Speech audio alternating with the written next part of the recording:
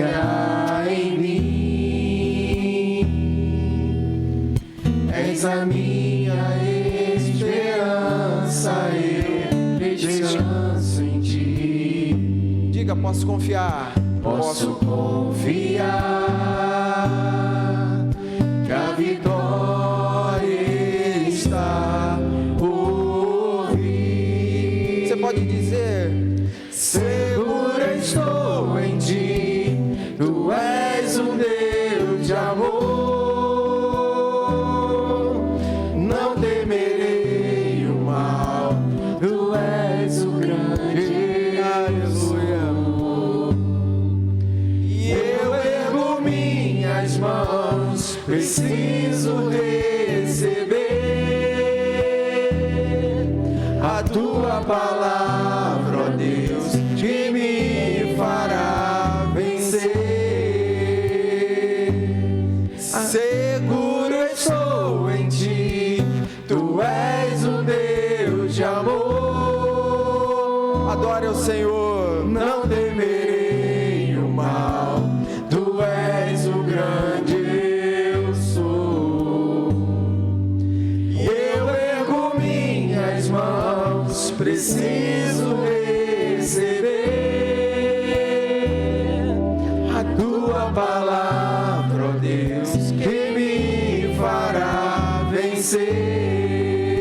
A tua palavra, A tua palavra, ó Deus, que me fará vencer. A tua palavra, ó Deus, que me fará vencer. aleluias. Que assim seja na minha e na sua vida. Aleluias. Abra sua Bíblia em Lucas capítulo 5.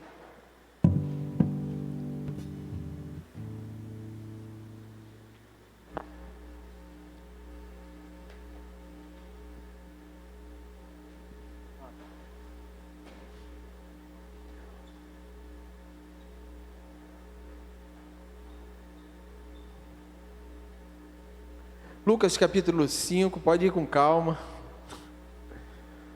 Lucas capítulo 5, a partir do versículo 11. Na verdade, vamos ler apenas um versículo inicialmente.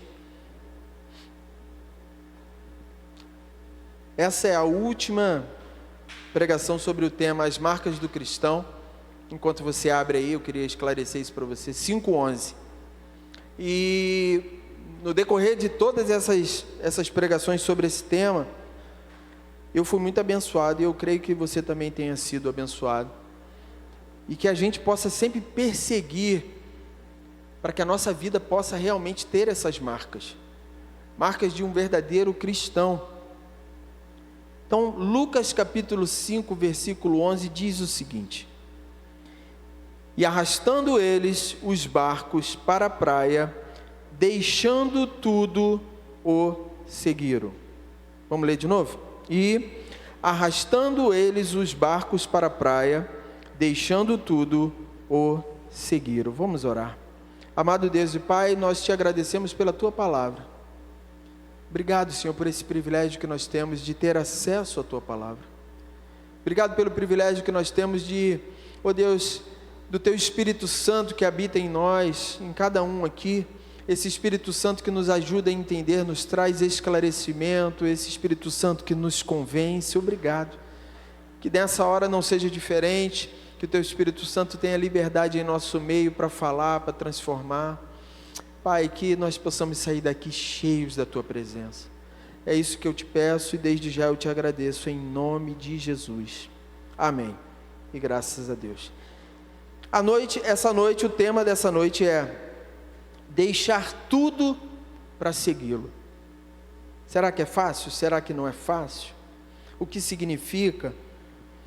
Essa é a última pregação sobre esse tema, e a gente está falando de uma série, já no finalzinho, falando das nossas ações para com Deus, e a gente falou de amar a Deus, a gente falou de odiar o pecado.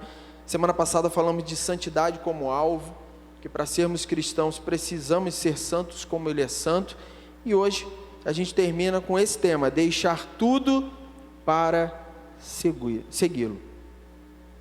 Embora pareça óbvio dizer que ser cristão é seguir as pisadas de Cristo, e eu queria que você prestasse bastante atenção nisso. Embora pareça ser óbvio dizer que ser cristão é seguir as pisadas de Cristo, os dias de hoje têm mostrado algo diferente. Talvez é fácil associar que ser cristão, eu sou cristão porque eu sigo as mesmas, né? Eu sigo o meu mestre Cristo, eu sigo o mesmo caminho de Jesus.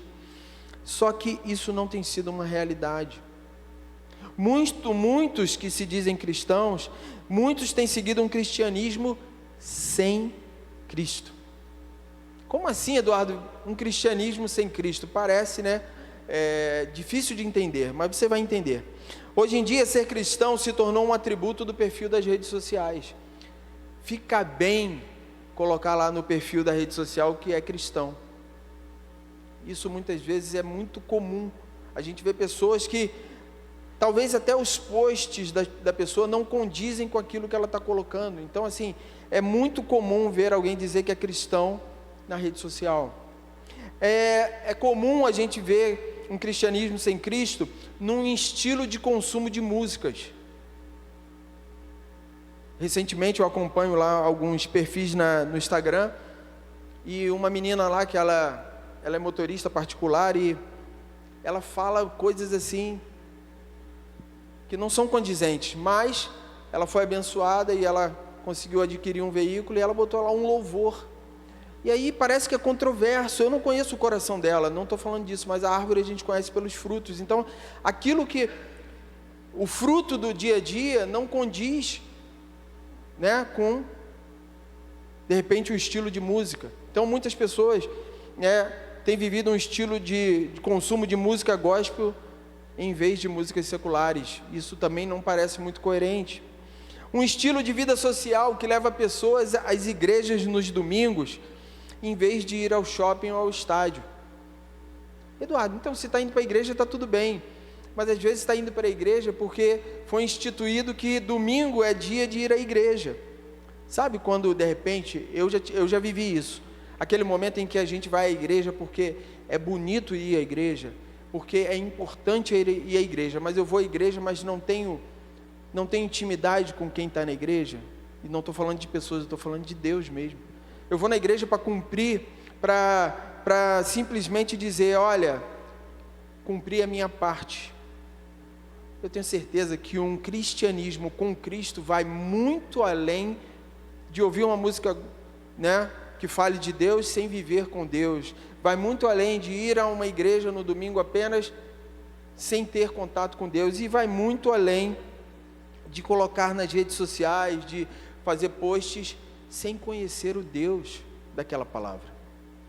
Então, por que eu estou falando isso para você? Ser cristão deve ser algo encarado como... ser cristão deve ser encarado como algo muito maior e mais profundo do que essas coisas. Por isso esse tema nessa noite, deixar tudo para segui-lo. O livro que a gente está usando como parâmetro para essas pregações, ele tem um exemplo que é muito interessante. O exemplo do livro diz o seguinte: viver uma vida, um cristianismo sem Cristo é a mesma coisa que se contentar com isso é a mesma coisa que se contentar em conhecer o sol por uma foto e jamais abrir a janela de sua casa num dia ensolarado.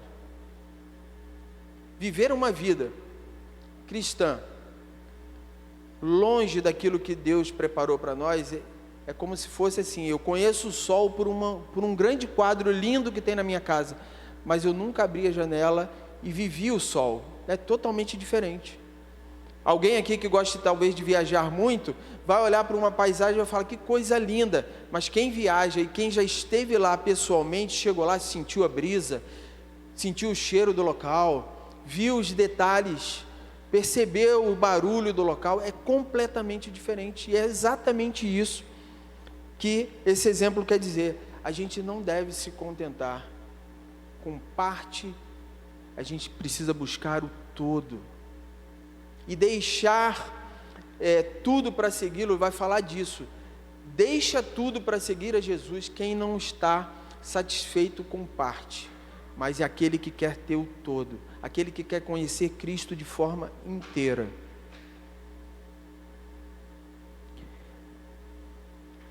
Essa passagem de Lucas capítulo 5, que a gente leu o último versículo, ela relata um grande milagre, que foi a pesca maravilhosa.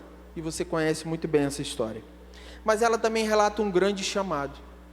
Não só o milagre de, olha, joga a rede para esse lado aqui, e quase que arrebentou, precisou da ajuda de outro barco, toda essa história. Isso é um grande milagre, mas também houve nessa passagem um grande chamado. Isso demonstra a grandeza através do grande milagre, mas também demonstra o propósito de Deus para a vida daqueles homens através do chamado. E esse versículo final, ele diz exatamente isso: e arrastando eles os barcos para a terra, para a praia, deixando tudo, o seguiram. Um grande milagre, uma quantidade fora do normal de peixes, uma bênção transbordante, e o chamado, que foi o chamado que Jesus fez para eles. Aquele chamado teve um grande significado. Essa passagem, essa pregação eu vou dividir em 4 pontos. O primeiro deles diz o seguinte: seguir Jesus exige deixar para trás aquilo que prende o nosso coração. Seguir Jesus significa deixar para trás aquilo que prende o nosso coração. Esse versículo 11, ele diz assim: deixando tudo. O que será que significa para a sua vida deixar tudo? Para aqueles homens, significou deixar os barcos, deixar o resultado de uma pesca maravilhosa. Para você, o que será que significa deixar tudo? E com certeza isso não significa que Deus sempre exigirá abandonar emprego, profissão, casa ou família. Nem sempre, em alguns casos, Deus exige isso sim, dependendo do propósito que Ele tem para a pessoa. Tem pessoas que saem do convívio da sua família, vão para outro lugar para poder cumprir os propósitos de Deus. Tem pessoas que saem de um emprego e vão para outro lugar porque Deus assim desejou que fosse, e Ele vai conduzir, Ele vai abrir portas, e Ele vai prover tudo que é necessário, mas nem sempre é isso que significa. No caso daqueles pescadores, o chamado que Jesus faz para eles era para integral, é para uma vida integral nas mãos de Deus. Talvez para você seja integral, talvez para você seja parcial, mas sempre há um chamado. O princípio é: nada pode ocupar o lugar que pertence a Cristo no seu coração. Eu imagino que aqueles homens tinham acabado de sair de uma noite frustrada de pesca. Estavam pensando como é que ia ser. De repente, Deus aparece, exerce um grande milagre na vida deles. Eles têm uma pesca maravilhosa, que eu ou você falaríamos assim: com o resultado dessa pesca, ou se você tem um comércio, com o resultado desse monte de vendas que eu fiz, eu vou resolver o meu problema, eu vou resolver a minha vida, porque agora eu fui muito abençoado. E no final Jesus vai e faz um convite para eles.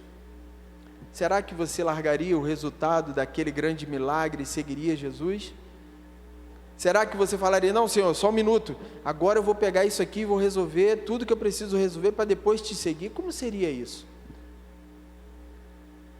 Nada pode ocupar o lugar que pertence a Cristo no seu coração.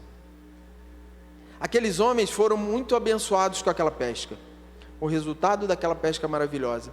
Mas aquilo era só o resultado da bênção de Deus sobre a vida deles. O que mais importava era quem estava com eles. E assim é para mim e para você. Talvez Deus tenha te abençoado de forma muito grande, mas saiba que o mais importante não é essa bênção, mas é o abençoador. Muitas pessoas têm ido a igrejas, têm colocado coisas em redes sociais, buscando somente a bênção, mas eles mal sabem que o abençoador é muito mais valioso do que a bênção. O que Deus tem para dar é muito mais do que aquele milagre que Ele exerceu.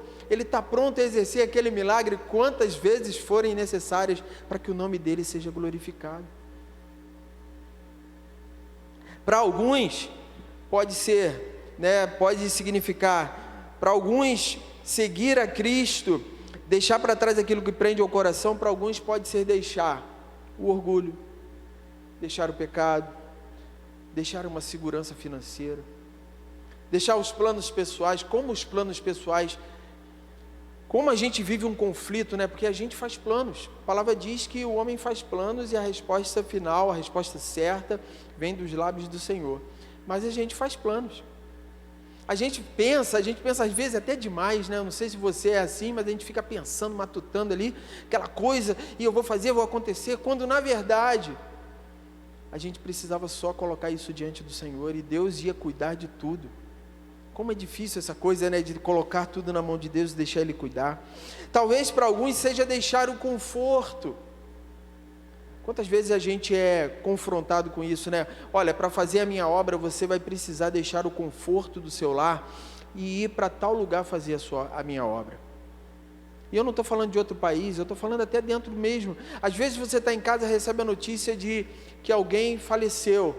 E você precisa sair do seu conforto para ir até aquele sepultamento, para chegar lá e se apresentar, consolar aquela pessoa. Isso é sair do seu conforto. Uma pessoa que está enferma no hospital e você ficou sabendo, quão bom é quando você está internado, alguém te visitar, não é assim? Você se sente amado, se sente protegido. Pois é, a gente sairia do conforto para poder fazer isso. Para alguns é deixar a tradição. Eu sempre fui assim. Desde pequenininho, a minha casa é assim.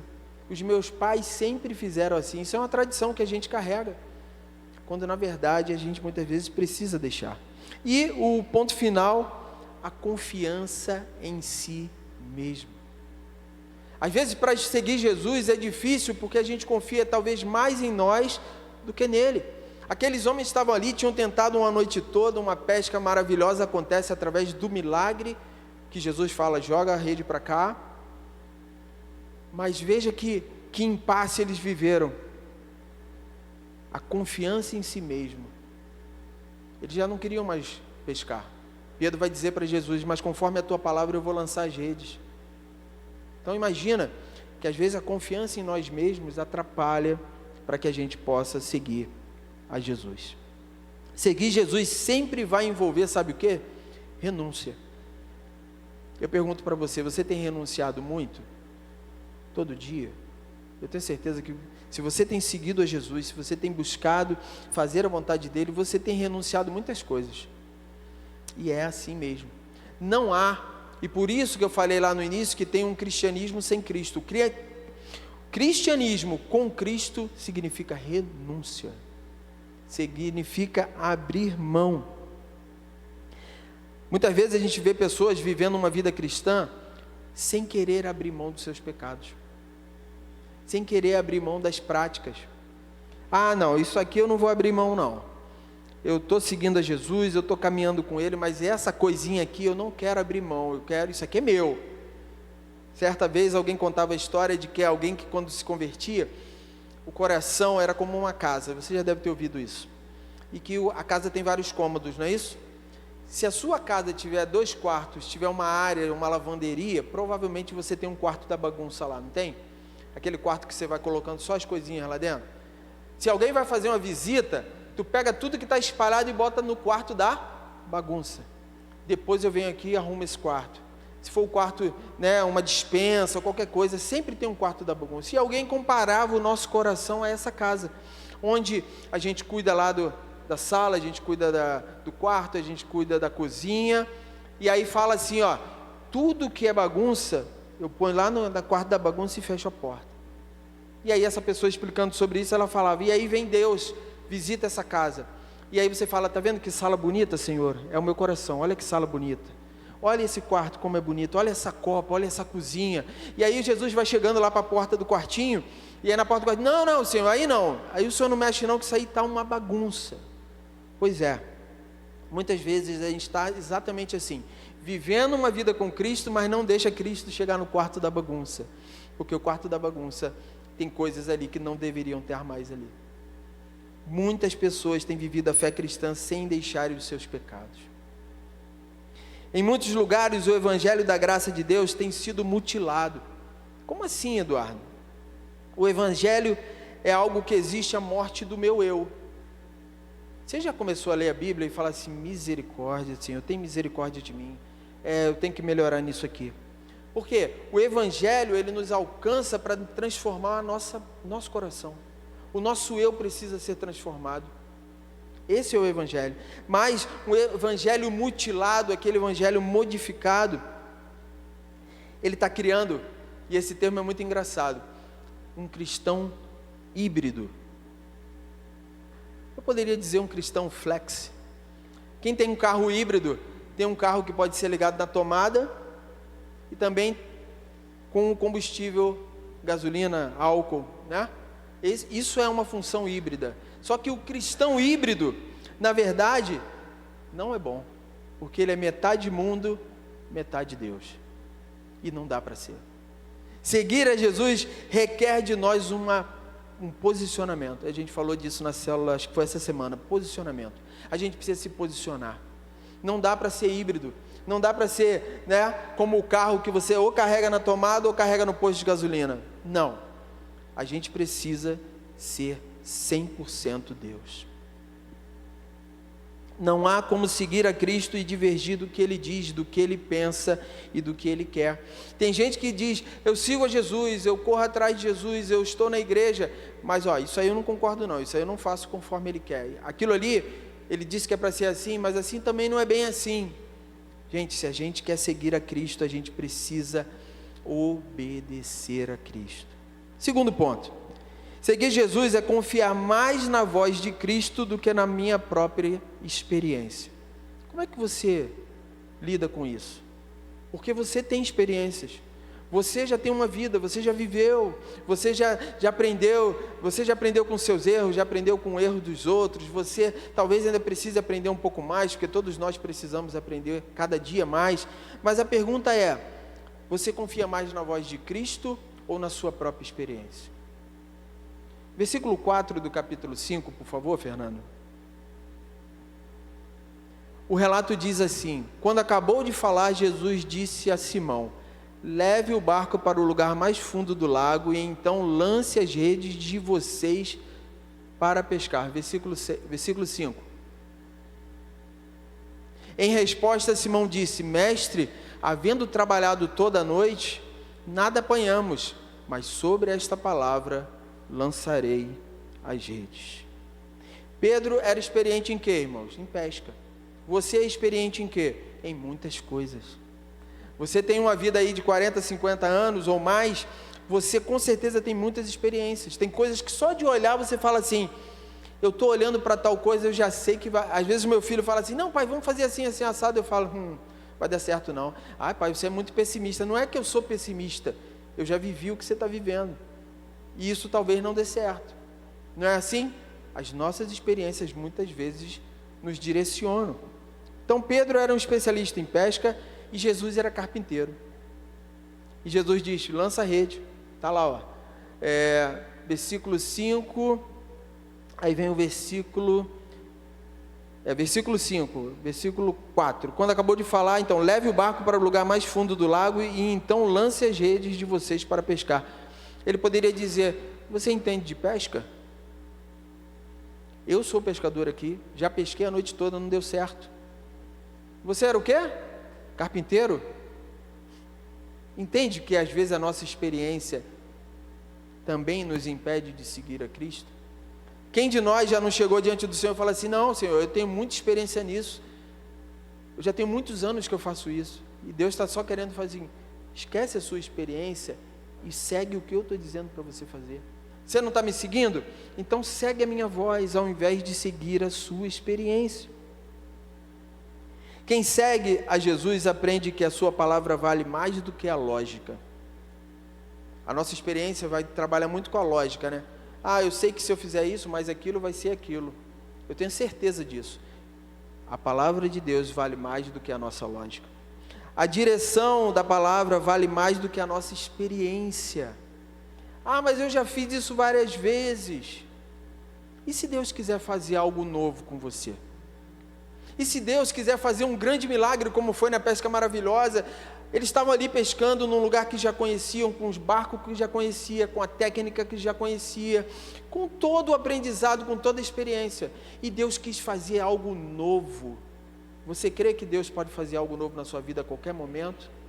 Ele pode fazer, mas para isso a gente precisa ouvir a voz dele, não a nossa experiência. A nossa experiência, às vezes, limita o poder de Deus.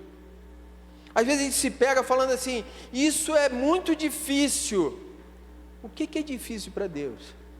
Nada. Ele pode, uma palavra, Ele pode tirar alguém de um leito, Ele pode até ressuscitar se Ele quiser, eu creio, você crê? Não tem nada que Ele não possa fazer. A vontade vale, a sua vontade, a vontade de Deus vale mais do que os nossos planos. Senhor, vai mudar tudo agora, mas eu estou planejando isso há tanto tempo, eu almejei isso há tanto tempo. E se Deus quiser te dar algo melhor? Quem aqui já ouviu que o não de Deus é um sim enorme? Não é? Certa vez um amigo falou para mim assim, Eduardo, eu vivi uma experiência com Deus, eu não esqueci não. Talvez ele tenha esquecido, eu tenho certeza que ele não esqueceu. Esperando uma resposta de Deus, ele está passando por um lugar, alguém chama ele e fala assim, quero te dizer que você não vai para tal lugar. E os planos?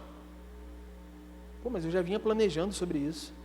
De repente Deus diz, você não vai mais. Você vai fazer outra coisa.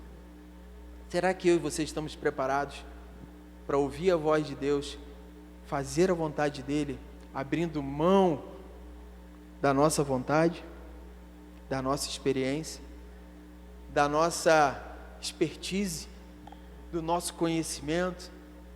Será que a gente está negociando? Será que a gente pode negociar? Eu quero dizer, não negocie com isso. Cumpra a vontade de Deus na sua vida. Afinal de contas, nós seguimos a Cristo. O discípulo, o verdadeiro discípulo, vive pela fé. É saber que Deus vai fazer. É crer que o Senhor vai realizar. Mesmo que o que os nossos olhos estão vendo não pareçam tão, mas olha, não sei não, hein? Quem de nós aqui já não falou assim, não sei não. Deus não está me respondendo, acho que é para eu, se não está vindo resposta, acho que é para eu tomar uma atitude. Quem aqui já viveu essa dificuldade? Orou, pediu a Deus uma resposta, o tempo de Deus é diferente, a gente já começa, porque dentro da gente tem aquela, me permite esse termo, aquela agonia de querer fazer a coisa acontecer, de querer ver o resultado, e a gente fica, espero Deus responder, dou um passo, espero Deus responder ou dou um passo. Eu tenho certeza que você, como eu, já viveu essa dificuldade. Confiar na voz de Cristo é acreditar que a vontade de Jesus é melhor do que aquilo que parece melhor aos nossos olhos. É confiar na voz de Cristo, é saber o que Deus tem separado para mim, o que Deus está preparando, o que Ele vai realizar é infinitamente melhor do que eu penso, do que eu acredito que é bom para mim. Afinal de contas, o meu coração e o seu coração, ele é o quê? Enganoso. Minha experiência pode dizer uma coisa, preste atenção nisso. As minhas emoções podem dizer outra coisa. As circunstâncias podem dizer outra coisa ainda. Mas se Cristo falou, eu e você precisamos confiar e obedecer. Muitas vezes Deus fala algo com a gente e a gente começa de posse daquela emoção, daquela alegria, daquele entusiasmo, não, mas eu estou certo de que é isso que vai acontecer. De posse, da minha experiência, eu tenho certeza que o caminho é esse que eu devo seguir. De posse, das circunstâncias que eu estou vendo, o caminho que parece correto é esse. E a gente até negocia em dizer assim, eu não vou consultar mais a Deus não, porque eu já consultei a minha experiência, eu já consultei a minha emoção, já consultei a minha circunstância e é a melhor a se fazer. Quero te dizer que a gente possa aprender diante disso a ouvir e obedecer aquilo que Deus tem para nós. Imagina se Pedro falasse para Jesus assim, não vou entrar de novo com barco no mar não vou de novo lá para trás, acabei de vir, Senhor, o Senhor está mandando voltar para tentar de novo? Não, passei a noite tentando. Você é o que mesmo? Você é carpinteiro? Não. Imagina, quantas vezes a gente faz isso? Não, Senhor, já tentei. Já bati nessa porta e ela está constantemente fechada. Acho que não era para mim mesmo isso não. E Deus vai e coloca uma coisa no teu coração que está ardendo para você ir lá e bater mais uma vez naquela porta. Você crê que quando Deus mandar você ir bater na porta, essa porta vai se abrir? Eu creio. Mesmo que eu tenha tentado antes, mas será que era a vontade de Deus quando eu tentei? Eu sei que é difícil, né? Mas eu também preciso te dizer que, terceiro ponto, seguir Jesus muda a nossa identidade. Eu falei lá na frente que tinha pessoas que estavam seguindo a Jesus, mas que ainda gostavam de guardar lá dentro daquele quarto da bagunça. Não queriam se desvencilhar do seu pecado, de quem eles eram no passado. Seguir a Jesus significa mudar a identidade. É mudar verdadeiramente quem você é. Versículo 10 do capítulo 5, por favor, Fernanda. Olha o que diz a palavra: bem como de Tiago e João, filhos de Zebedeu, que eram seus sócios. E então Jesus disse a Simão: não tenha medo, de agora em diante você será pescador de gente. Ele era pescador de quê, gente? De peixes. Junto com os seus sócios, Tiago e João, filhos de Zebedeu, com seu irmão André, ele era pescador. E aí chega alguém na beira do lago, manda ele jogar uma rede, depois de uma noite frustrada, a rede enche de peixes, e ele diz para esse homem: não tenha medo, porque a sua identidade vai ser mudada a partir de hoje. Você não vai ser mais pescador de peixes, será pescador de homens. Imagina, se coloca no lugar de Pedro. Você consegue imaginar essa mudança, essa transformação de caminho, essa transformação de identidade? É isso que Jesus quer fazer comigo e com você. Transformar quem somos.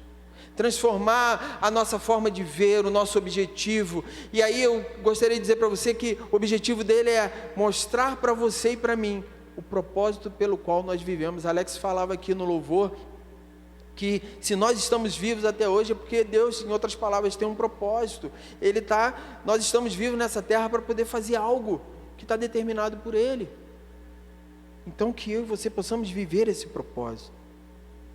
Jesus declarou: não tenha medo, de agora em diante você será um pescador de gente.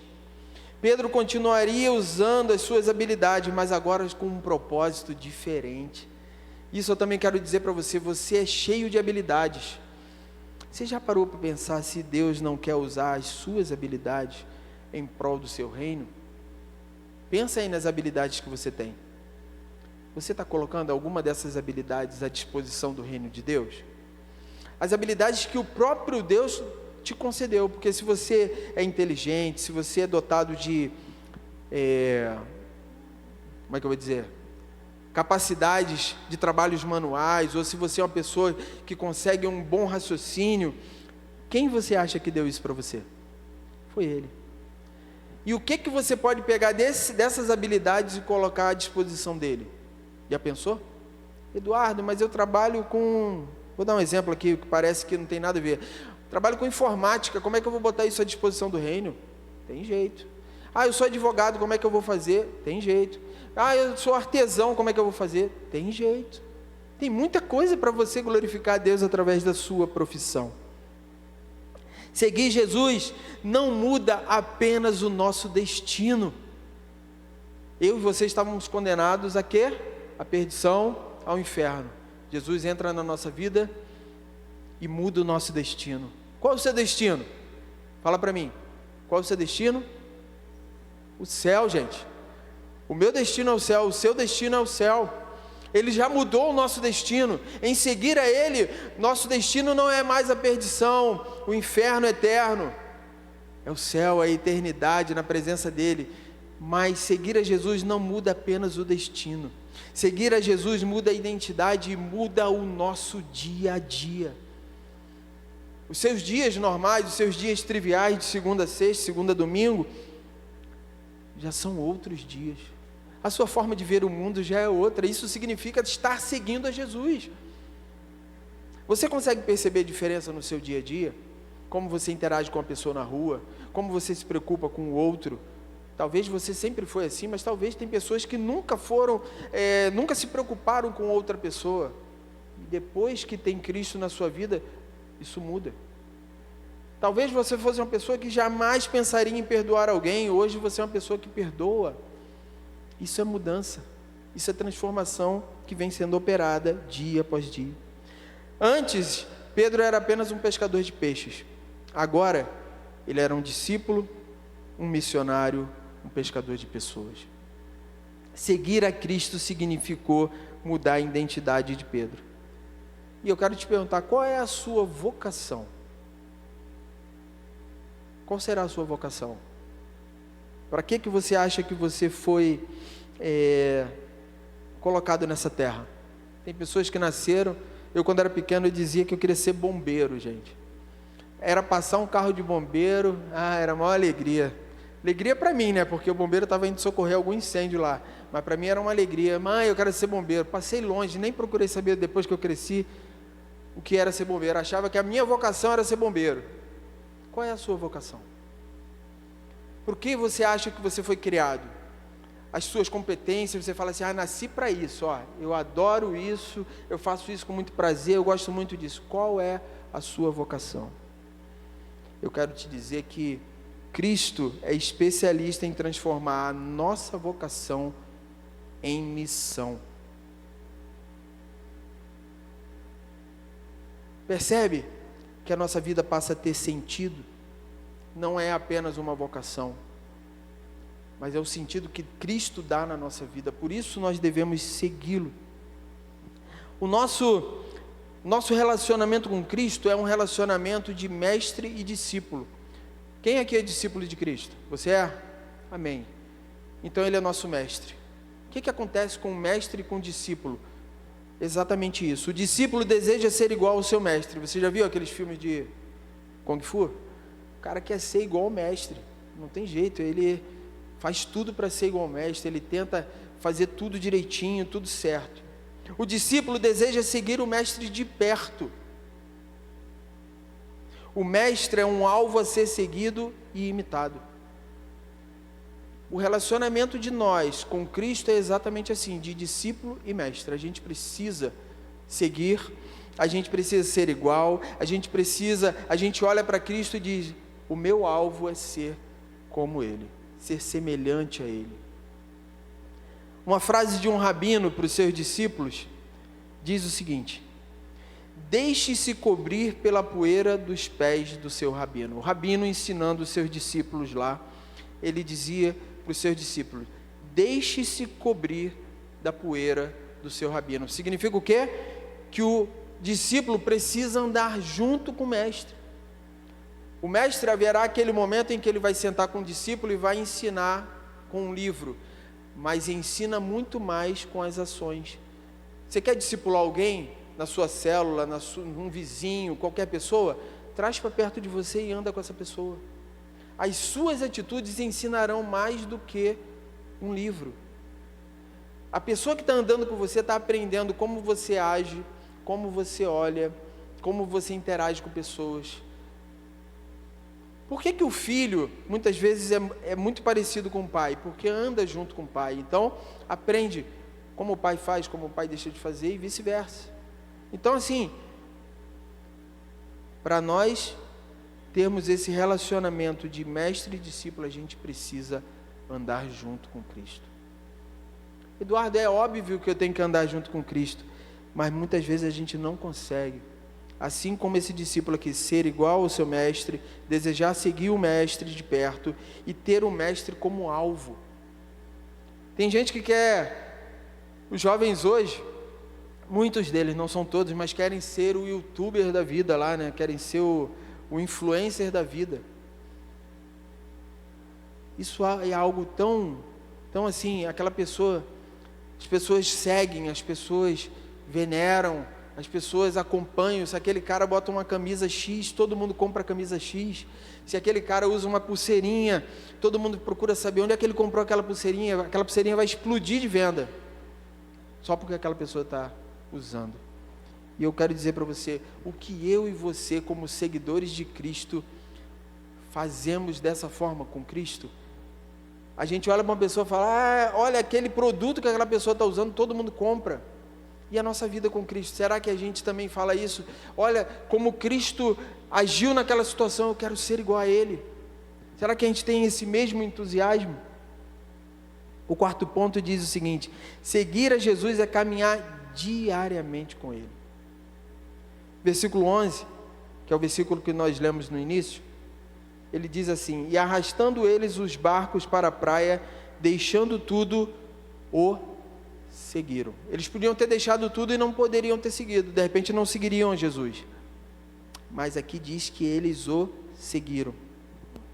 Esse verbo seguiram dá a ideia de acompanhar continuamente alguém. Eduardo, eu até tento, mas às vezes o dia a dia é muito corrido, muito difícil, né? Muito cheio de tarefas e eu não consigo seguir, acompanhar continuamente a Cristo na minha vida. Pois é. Esse seguir não deve ser um ato isolado. Uma vez na semana, de vez em quando eu lembro, a gente precisa ter intencionalidade. Como seguidores de Cristo, que essa seja uma marca presente na nossa vida, a gente precisa seguir intencionalmente. Se for necessário anotar alguma coisa para você não esquecer, que você anote.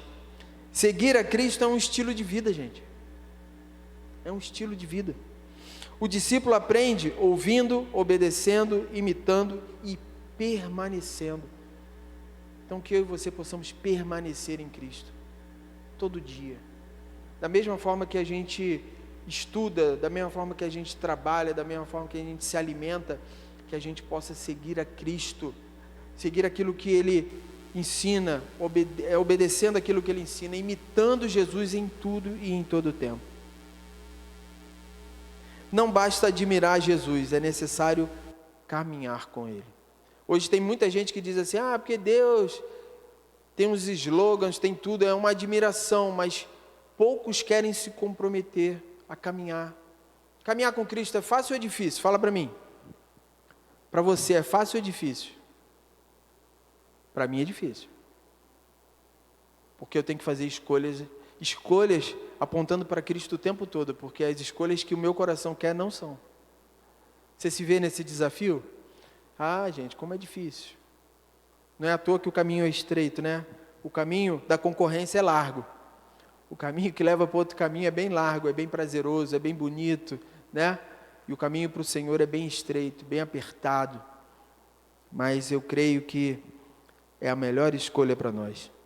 Lucas 9:23, a gente está caminhando para o final, diz assim: se alguém quer vir após mim, negue-se a si mesmo, dia a dia tome a sua cruz e siga-me. Essa é a ordem. Talvez eu esteja falando para você sobre a questão de seguir, de deixar tudo para trás, e você pode estar pensando que isso é difícil. Conforme você já falou para mim aí que é difícil. Que não é para você. Eduardo, olha só, eu estou aqui na igreja, Deus sabe do meu coração, mas eu não posso me comprometer tanto, eu não quero, eu só tenho isso aqui para dar, eu só tenho até aqui para seguir, eu não quero mais do que isso. Aqueles discípulos da história deixaram barcos, deixaram redes, deixaram a segurança financeira, porque eles deixaram a profissão, deixaram o antigo estilo de vida, deixaram até mesmo os seus próprios planos. Tudo isso eles deixaram para trás, para seguir a Jesus.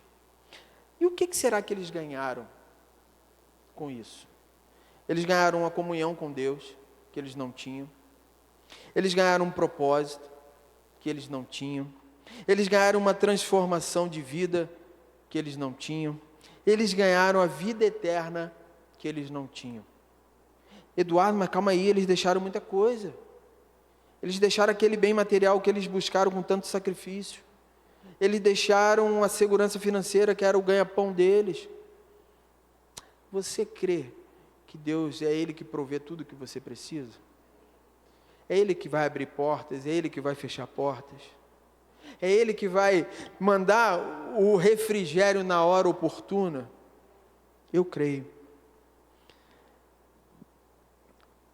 Perderam aquilo que parecia temporário. O bem material, perderam, uma segurança financeira. E eu gosto muito de uma palavra que o pastor Roberto fala. O pastor Roberto sempre falou isso, que o dinheiro é um processo. Hoje tem, amanhã pode não ter. Se o nosso coração estiver no dinheiro, o que acontece? Hoje tem, está tudo bem, feliz da vida, rindo para todo mundo. Quando não tem, Como é que a gente se comporta? Como é que a gente vive? Pois é, quero te dizer que em Deus, Ele vai ser o provedor. A alegria não vai depender se eu tenho dinheiro ou não tenho dinheiro, porque eu creio que Ele não vai deixar faltar nada. Ele tem deixado faltar alguma coisa na sua vida? Eu tenho certeza que não, porque Ele é o provedor. O milagre vem dEle, a provisão vem dEle, a porta se abre e vem dEle. Talvez você esteja esperando uma porta se abrir, creia que a porta se abrirá, vem dEle. É quando a vontade dEle vai se cumprir. Senhor, ajuda a gente a entender seu tempo, que às vezes o tempo é diferente, e a gente fica ansioso, mas Senhor, que a Tua bênção nos alcance. Para finalizar, eu quero te fazer algumas perguntas para que você saia daqui pensando. O que hoje te impede de seguir Jesus de forma completa? Existe algo que ocupe o primeiro lugar no seu coração? Que não seja Cristo? Tem algo que assim você colocou em primeiro lugar? Como, mas isso é o sonho da minha vida. Será que tem alguma coisa assim? Tenho obedecido quando Jesus fala, mesmo quando não compreendo, ou quando o que Ele fala não é agradável aos meus ouvidos, eu tenho obedecido? E por fim, minha vida revela alguém que apenas acredita em Jesus ou alguém que realmente o segue? Queria que você pensasse sobre essas perguntas. Vamos ficar de pé?